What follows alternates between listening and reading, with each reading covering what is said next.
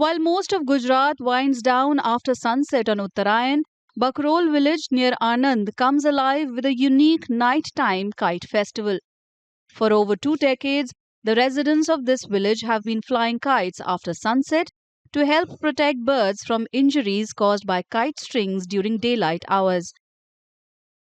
અમારી પરંપરા એક જ છે કે આ પક્ષીઓને બચાવવા માટે આજે પણ 2 જણને પ્રોબ્લેમ થયો છે. મેઇન ઉદ્દેશ તો અમારો એ જ છે કે રાત્રે વધારે પતંગ ચગાવવાની અને ફ્લડ લાઇટ મારીને આખા ગામમાં 400 થી 500 ફ્લડ લાઇટ મારી છે.